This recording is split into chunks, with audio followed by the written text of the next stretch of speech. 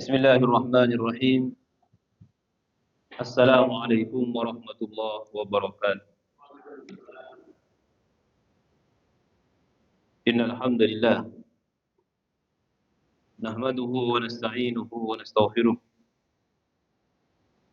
na'udzu billahi min shururi anfusina wa min sayyiati a'malina. May yahdihillahu fala mudilla lahu wa may yudlil fala hadiya lahu. Ashhadu an la ilaha illallah wahdahu la syarika lah wa ashhadu anna Muhammadan abduhu wa rasuluh. Allahumma salli wa sallim alaihi wa ala alihi wa sahbihi wa man da'a bi da'watihi wa man sara ala nahjihi. Nawina ta'allum wa ta'lim wa tadhakkura wa tadhkir wa naf'a wal intifah wal ifada wal istifada wal hatta ala tamassuki bi kitabillah wa sunnati rasulih wa du'a ila al-huda wa dalalat al-khair ibtigha wajhillahi wa mardatihi wa qurbihi wa thawabihi subhanahu wa ta'ala. Amma ba'du. Jamaah salat subuh Masjid Ar-Rayyan yang dirahmati Allah, alhamdulillah wa syukurillah. Di pagi hari ini kita mendapatkan nikmat dari Allah Subhanahu wa taala. Nikmat zahirah batinah. Mudah-mudahan Allah Subhanahu wa taala senantiasa memberi taufik kepada kita, memberi maunah, pertolongan, dan senantiasa membimbing kita berada di jalan yang diridhoinya. InsyaAllah kita akan melanjutkan pembacaan surah Luqman ayat yang ke-20. Allah Subhanahu wa taala berfirman, a'udzu billahi minasyaitonir rajim. Alam tarau anna Allah sakhkhara lakum ma fis samawati wa ma fil ardi wa asbagha 'alaykum ni'amahu zahiratan wa batinah. Wa minan nasi man yujadilu fillahi bighairi ilmin wala hudan wala kitabim munir. Alam tarau, ini artinya apakah kalian tidak memperhatikan? Banyak dalam Al-Quran ini alam tarau kita temukan. Artinya kita perhatikan. Karena ada sesuatu yang disampaikan Al-Quran membutuhkan perhatian. Membutuhkan fokus untuk mendapatkan pelajaran. Di ayat yang ke-20 ini Allah memulai dengan alam tarau. Apakah kalian tidak memperhatikan? Annallaha sakhkhara lakum ma fis samawati wa ma fil ardh.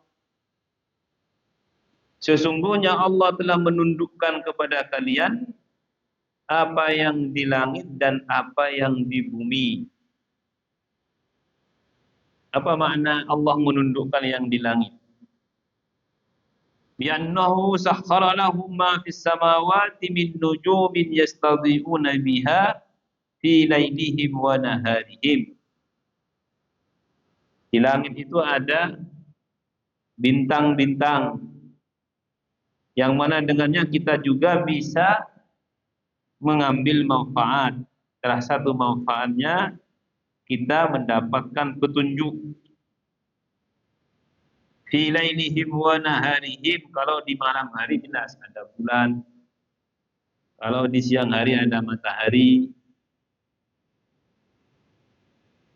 Kemudian juga yang termasuk di langit, Allah menundukkan yang di langit, wa ma yakhluqu fiha min sahabin, apa yang diciptakan Allah di langit itu dari awan, wa amtarin, dan dari hujan-hujan, wa thaljin wa bardin, dari embun, dari semua yang berasal dari langit. Wa ja'alahu iyyaha lahum saqfan mahfudha. Langit dijadikan atap oleh Allah Subhanahu wa taala. Annallaha sakhkhara lakum ma fis samawati wa ma fil ardi, dan apa yang di bumi.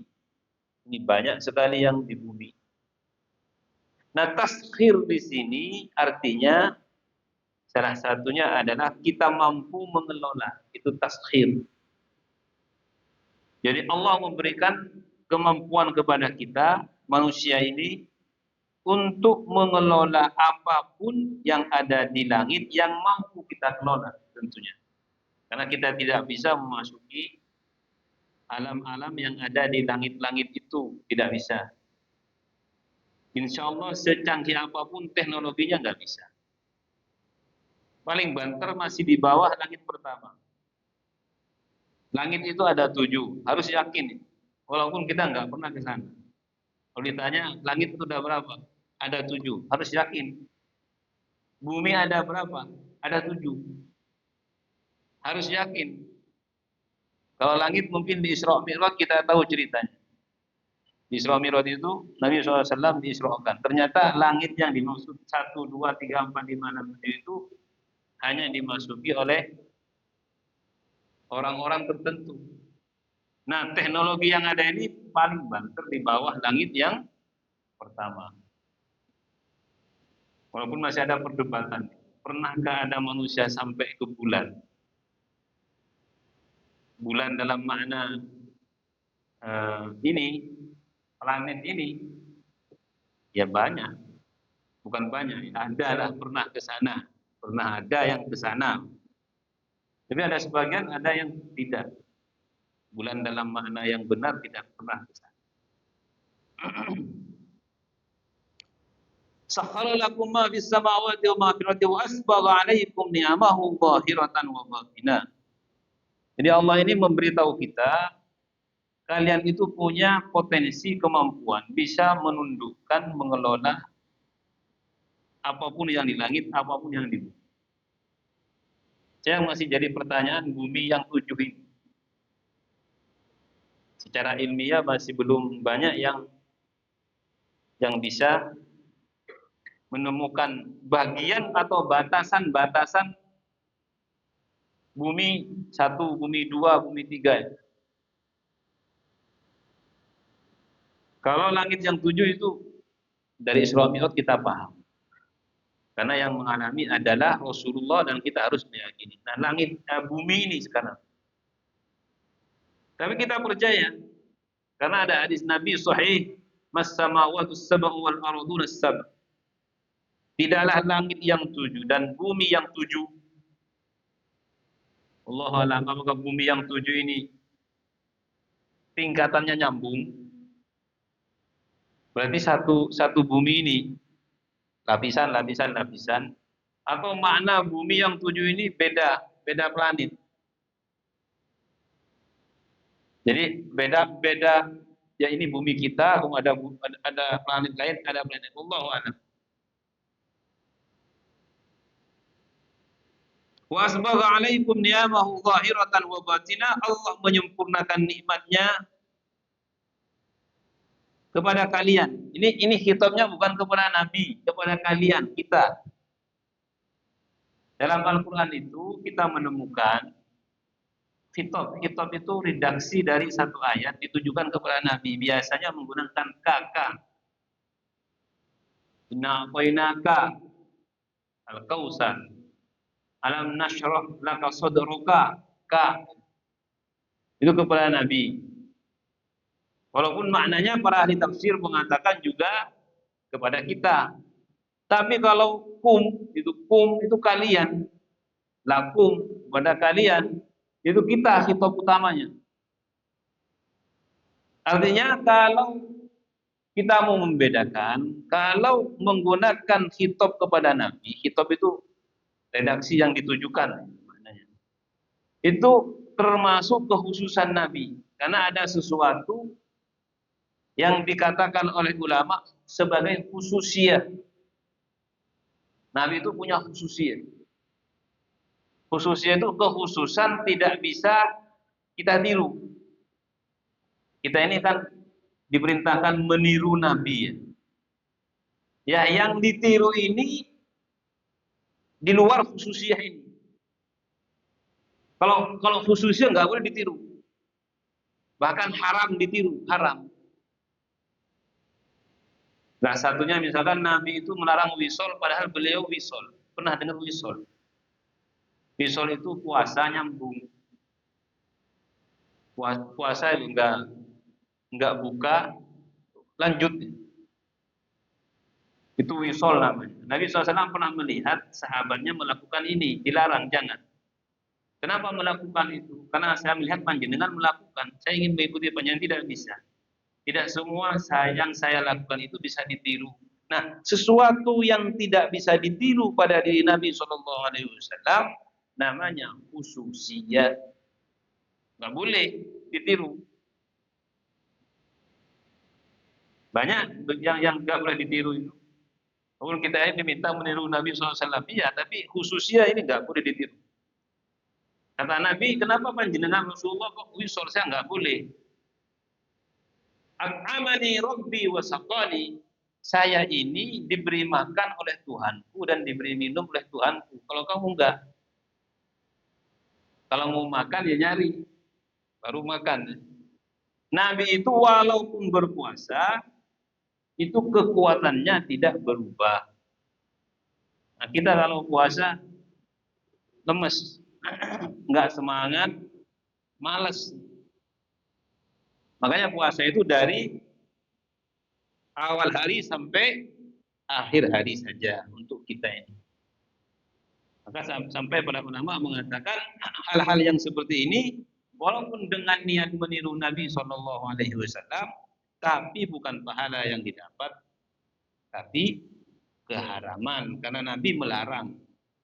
Ini khususnya kalau dalam bahasa kita itu keistimewaan yang hanya dimiliki oleh Nabi Shallallahu Alaihi Wasallam. Hal-hal khusus yang hanya dimiliki oleh Nabi SAW.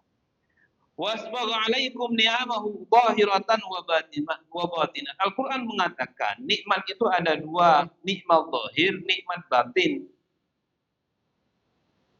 Apa yang dimaksud makna nikmat zahir? Ada yang mengatakan yang dimaksud makna nikmat zahir di sini adalah Islam. Zahirah wa batinah, Islam. Jadi agama Islam ini adalah nikmat zahir wa batinah. Ada yang mengatakan makna nikmat daripada nikmat batin itu adalah ketika aib-aibmu ditutup oleh Allah, dosa-dosamu ditutup oleh Allah dari manusia. Allah mengatakan wa asbagha 'alaikum ni'amahu zahiratan wa batinah. Allah menyempurnakan kepada kalian nikmat zahir batin. Tadi ada yang mengatakan nikmat zahir itu Islam, ada yang mengatakan nikmat zahir itu sebagaimana riwayat dari Nabi sallallahu alaihi wasallam, apa yang Allah ciptakan dan disempurnakan terhadap fisikmu. Ma sawwa min khalqika. Apa yang Allah sempurnakan dari fisik kita ini. Diberi kesehatan. Semua yang berkaitan dengan fisik kita itu adalah nikmat zahir. Kemudian yang dimaksud nikmat batin adalah masa taruh min uyubika wa dzunubika. Apa yang tidak terlihat dari aibmu, dari dosamu. Masing-masing kita ini pasti punya aib, punya dosa yang andaikan orang lain tahu, kita akan dikucilkan. Masing-masing kita pasti. Nah, kalau demikian jangan dibuka. Karena satrullah subhanahu wa ta'ala, penutupan Allah terhadap aib itu nikmat batin. Makanya nikmat ini ada di masing-masing kita. Coba andaikan kita yang duduk di sini. Oleh Allah dibuka aibnya, itu termasuk saya.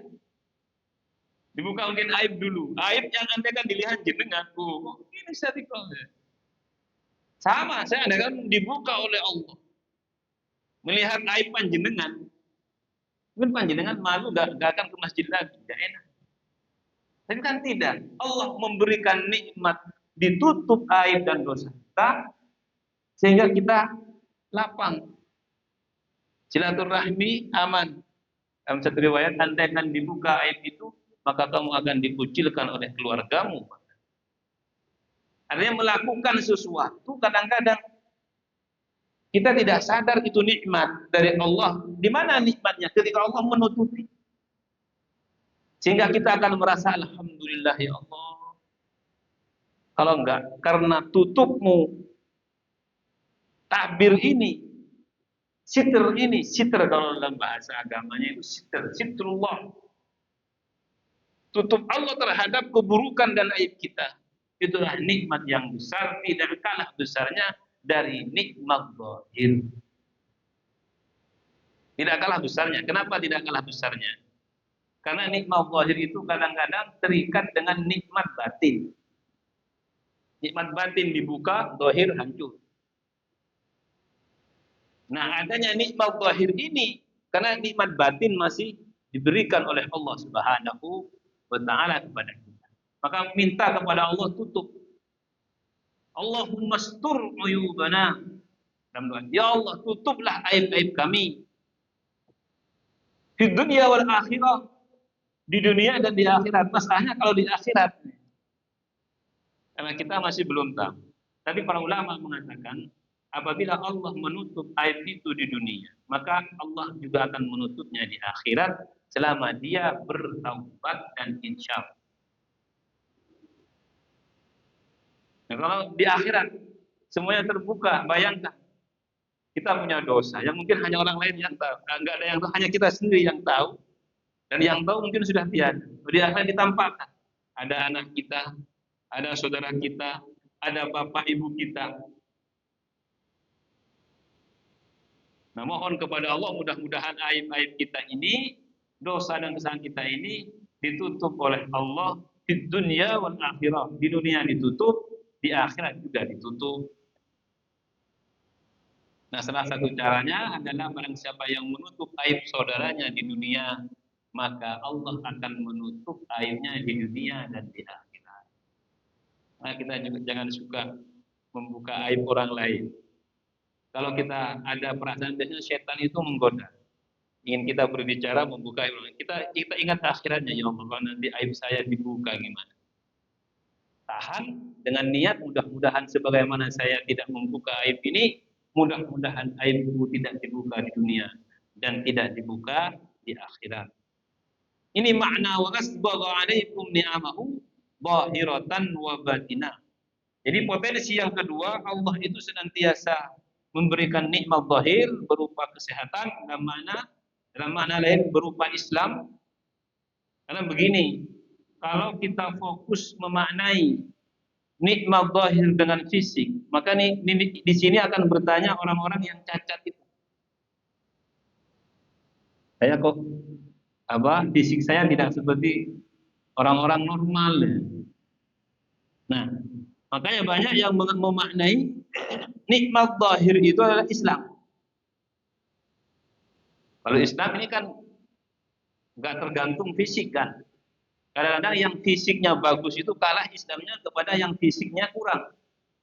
Dalam makna kurang ini, dalam makna pandangan kita. Kalau di mata Allah nggak ada yang ciptaan Allah yang kurang itu nggak ada. Ciptaan Allah yang tidak sempurna nggak ada. Tidak pernah Allah menciptakan apapun dengan bentuk apapun yang dalam pandangan kita mungkin kurang. Itu satu kekurangan bagi Allah. Tapi kita mengatakan dengan penuh keyakinan itu adalah keadilan dari Allah. Ada orang lahir tanpa tangan, ada orang lahir tanpa ini. Allah nggak adil, gimana? Enggak. Dalam pandangan kita begitu. Tapi Allah menciptakan sesuai dengan kehendaknya, sesuai dengan keadilannya. Itu dalam bahasa akidahnya begitu. Bahasa akidahnya begitu. Kenapa ada yang masuk ke neraka? Disiksa oleh Allah Subhanahu wa taala. Allahu yu'adzibu bi'adlihi. Allah menyiksa itu dengan keadilannya. Nah, di sini kita diajak berpikir. Jangan berpikir dalam arti kita menentukan dengan logika kita. Tapi kita juga berpikir siapa Allah itu yang menciptakan kita, dunia ini yang maha tahu dan segalanya. Ketika kita memadukan cara berpikir ini antara logika yang dimiliki oleh kita dan logika ini juga diberikan oleh Allah kepada kita. Logika kita berpikir siapa yang memberikan? Allah. Kita gabungkan dengan ketuhanan, maka insya Allah kita akan menemukan jawaban. Wa minan nasi man yujadilu fillahi bighairi ilmin wala hudan wala kitab munir. Ada sebagian dari manusia yang mendebat, man yujadilu fillahi, di dalam perkara Allah bighairi ilmin. Ini. Bighairi, tanpa adanya ilmu, wala hudan, tanpa adanya petunjuk, wala kitab munir, tanpa adanya kitab yang jelas, yang bercahaya, yang memberi petunjuk. Ini sebagaimana yang saya sampaikan tadi, memaknai nikmat Allah zahiran wa batinan itu tidak cukup dengan cara kita berpikir dan dengan logika kita, tidak cukup. Makanya Allah di sini mengatakan wa minan nasi, ada sebagian manusia itu berbicara terhadap perkara ketuhanan, tentang bagaimana Allah menciptakan bumi, bagaimana Allah menciptakan manusia, menciptakan alam semesta ini tanpa ilmu, bighairi ilmi. Tidak ada ilmu, wala hudan, tanpa petunjuk. Apa yang dimaksud dengan tanpa petunjuk? Tanpa petunjuk bisa bermakna tanpa diiringi dengan akal. Wala hudan. Wala kitabim munir, dan tidak diiringi dengan Al-Quran. Artinya dia berpikir sesuai dengan apa yang dia inginkan tanpa digabungkan dengan keilmuan dan dengan aturan-aturan yang sudah diterapkan dalam Al-Quran. Di sini akan menemukan kesalahan, hasil yang tidak benar. Makanya dalam hal seperti ini kita tidak bisa menyimpulkan. Yang paling aman itu kita ngaji, baca kitab saja. Yang paling aman itu. Kenapa? Karena kadang-kadang kesimpulan itu ditarik dari satu pemikiran yang salah. Kenapa yang salah? Karena yang dijadikan rujukan bukan petunjuk, wala hudan. Pemikiran itu benar kalau disesuaikan dengan petunjuk Allah. Tapi biasanya manusia ini kalau berpikir tanpa dasar-dasar ketuhanan, keimanan dalam dirinya, biasanya hasil pemikirannya tidak benar.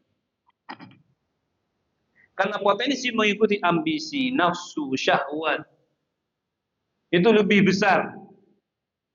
Kenapa kita harus menggunakan petunjuk dan Al-Quran ini sebagai dasar dalam berpikir?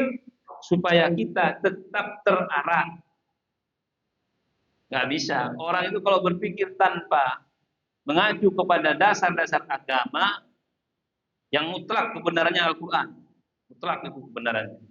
Dan hadis sahih sebagai penjelasnya, itu tidak akan searah dengan agama. Begitu deh.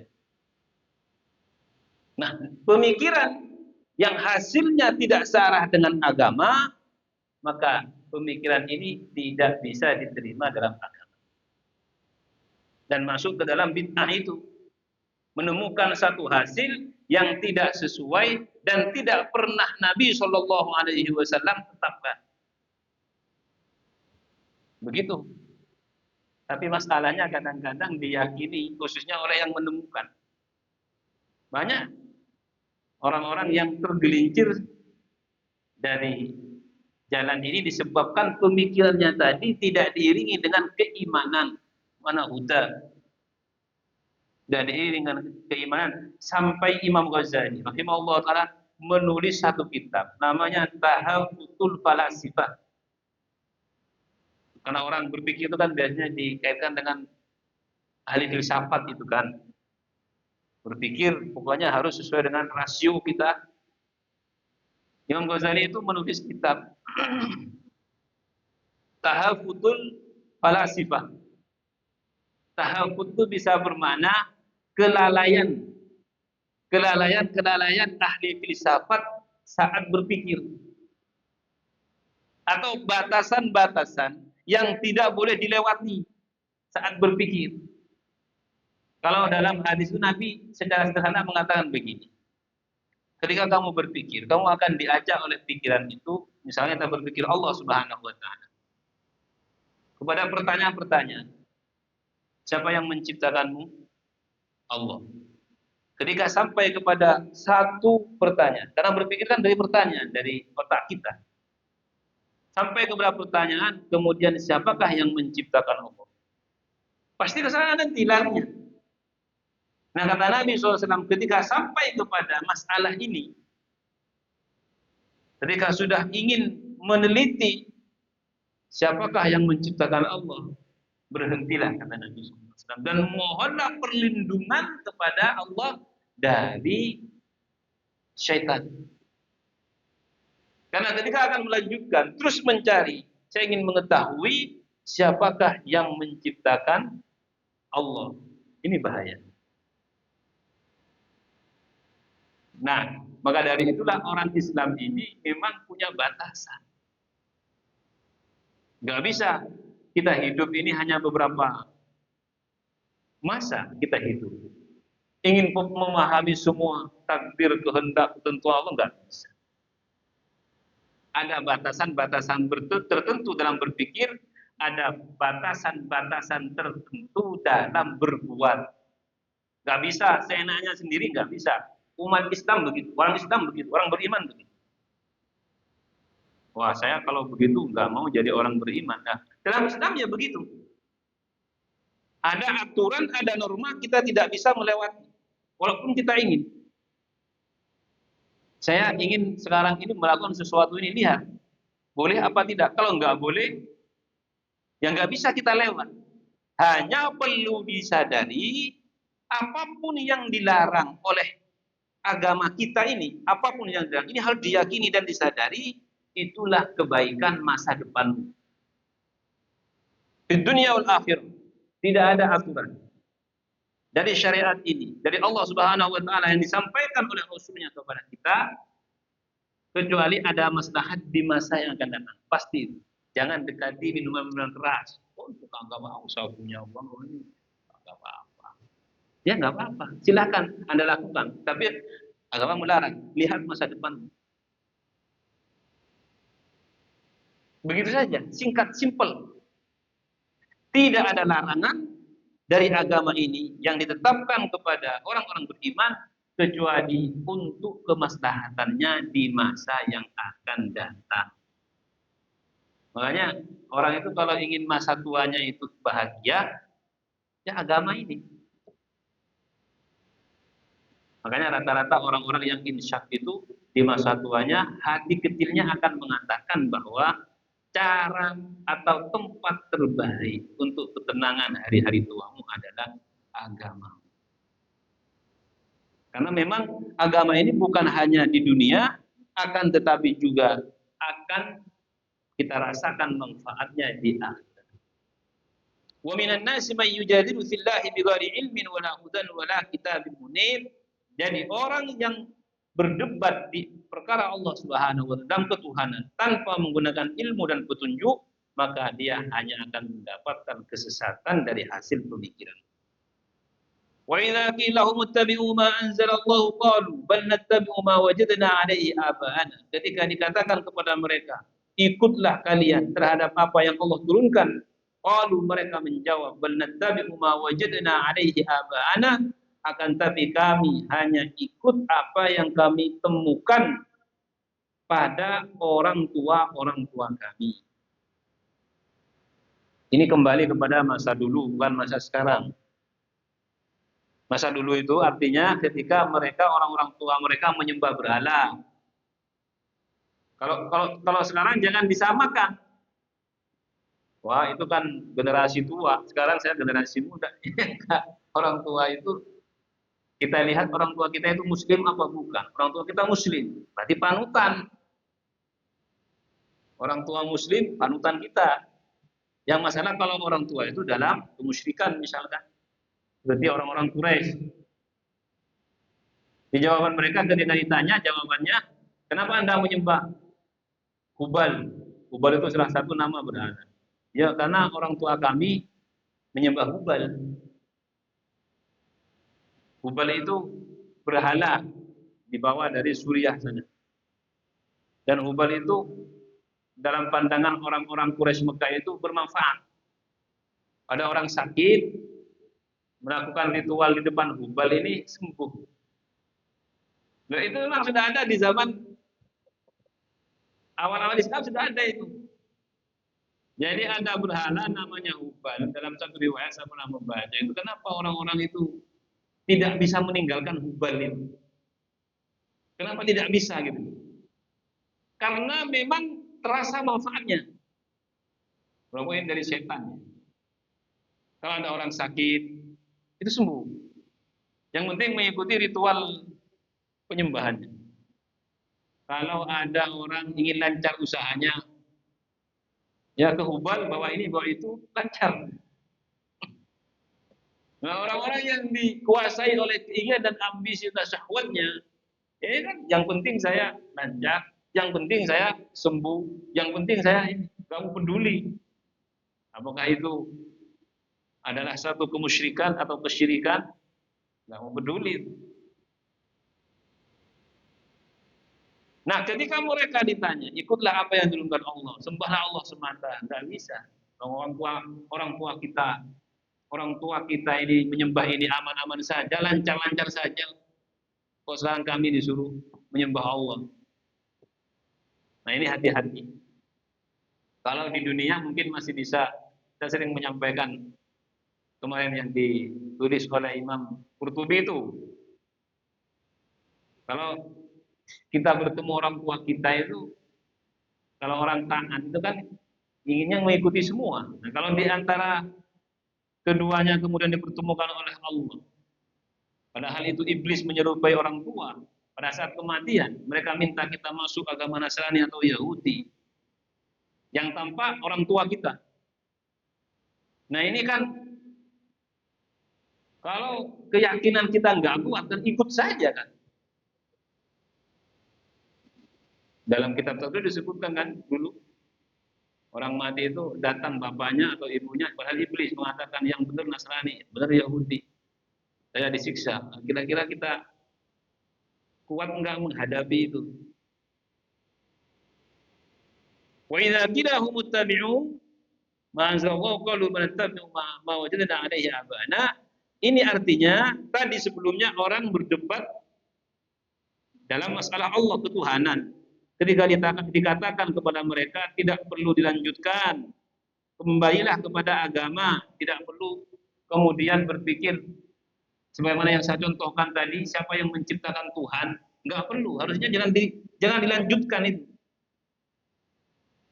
Lam yakun lahum hujjatun illa ittiba'ul aba'il aqdamin. Mereka tidak punya jawaban kecuali mengikuti orang tua mereka yang terdahulu ketika menyembah berhala itu. Kalau Allah sampai berfirman dalam surah Al-Baqarah, awalau kana aba'uhum la yaqilun syai'an wa la yahtadun. Padahal orang tua mereka tidak pernah memiliki akal untuk berpikir dan tidak pernah berada di atas petunjuk.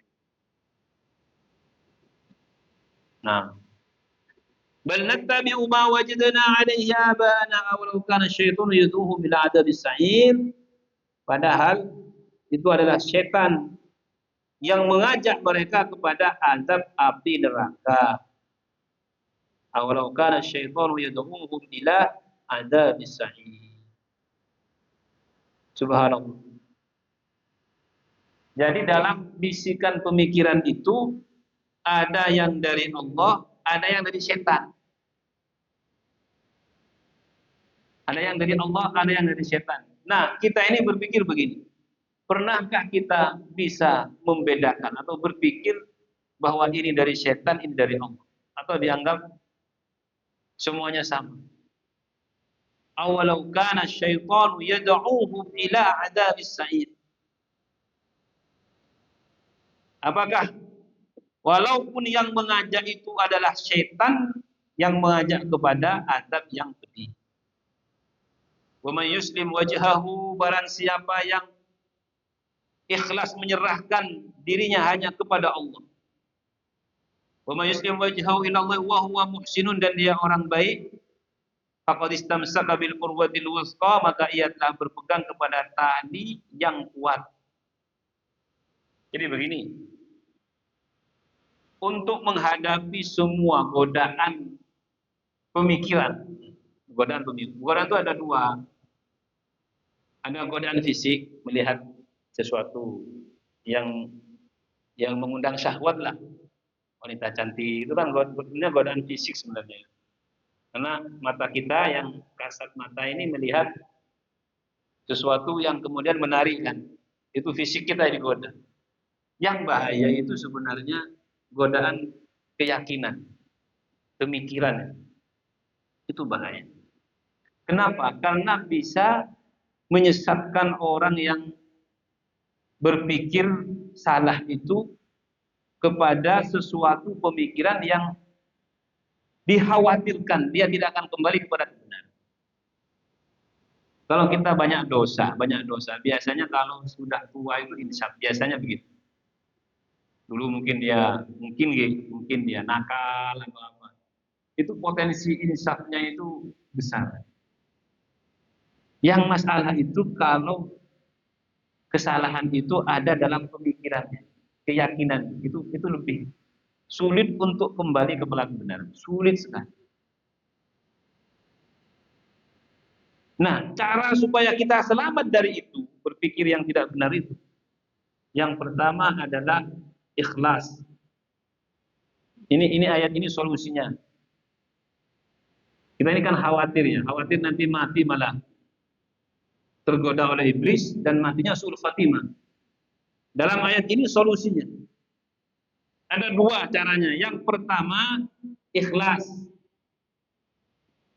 Ketika syaitan ingin menggoda kita, dia juga mengatakan, saya akan menyesatkan manusia sebanyaknya kecuali hambamu ya Allah yang mukhlasin.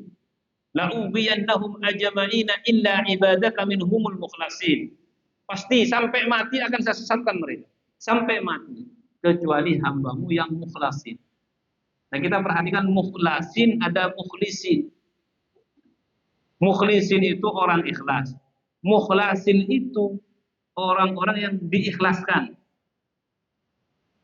Paham mananya ini? Yang hanya selamat dari iblis itu yang mukhlasin, bukan yang mukhlisin. Kalau mukhlisin itu orang-orang ikhlas, mukhlis, orang yang ikhlas. Tapi mukhlasin, orang yang diikhlaskan. Ulama mengatakan apa beda mukhlis dengan mukhlas? Kalau mukhlis ini itu lebih kuat. Jadi ada yang mengatakan mukhlas ini, mukhlasin, minal mukhlas. Karena ini yang iblis mengatakan bukan minal mukhlisin, bukan minal mukhlasin. Yang selamat mukhlasin ini. Dikatakan orang mukhlasin ini adalah orang-orang yang dia ikhlas juga, sama-sama ikhlas. Hanya kalau mukhlasin, dia itu tidak pernah lepas di hatinya Allah. Orang ikhlas itu umum ya. Kadang orang fasik, pendosa itu bisa ikhlas. Bisa ikhlas itu. Orang banyak dosa, orang fasik bisa ikhlas? Bisa. Ikhlas bisa itu.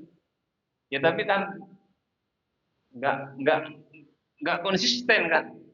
Enggak konsisten. Tapi kalau mukhlasin tidak mungkin dicapai kecuali oleh orang yang benar-benar ikhlas.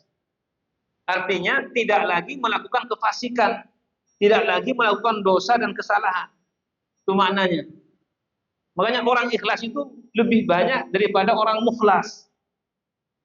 Mukhlasin itu orang yang ikhlas dan dirinya bisa menjaga diri dari dosa dan kesalahan. Itu mukhlasin. Mudah-mudahan dipahami. Nah, yang selamat dari godaan iblis ini, kata iblis sendiri dalam Quran, ketika bersumpah, itu yang mukhlasin tadi. Bukan yang mukhlisi. Orang ikhlas itu bisa digoda. Iblis mengatakan, saya bisa menggoda orang ikhlas. Bisa saya. Akan saya jadikan tidak ikhlas bisa, tapi saya tidak bisa menggoda orang yang ikhlas. Nah, kita harus mencapai ke sana. Ketika iblis ini mengatakan tidak bisa, ketika kita mati dalam keadaan diri kita menjadi bagian dari al-mukhlasin ini, iblis nggak bisa menggoda. Nah, caranya adalah diri kita ini juga dihiasi dengan agama, artinya menghindari semua yang dilarang oleh agama. Yang kedua, supaya kita selamat, wa huwa muhsinun. Muhsin itu baik, muhsin itu orang baik. Jadi dia baik. Maka ketika dua perkara tergabung menjadi mukhlas. Jadi niatnya ikhlas, orangnya baik. Ini mukhlas. Kalau niatnya ikhlas, tapi orangnya belum baik, namanya mukhlis. Jadi pahami nggih? Di Al-Qur'an ya ada itu. Al-Qur'an ada yang selamat dari godaan iblis itu sampai mati yang mukhlasin, yang niatnya bagus karena Allah dan amal perbuatannya baik. Wa huwa muhsin. Nah ini. Faqad istamsaka bil urwatil wuthqa, orang yang begini telah berpegang teguh kepada tali Allah yang kuat. Urwatul wuthqa itu tali Allah yang kuat, kata ulama, lam tisama laha, dalam surat Al-Baqarah tadi saya baca.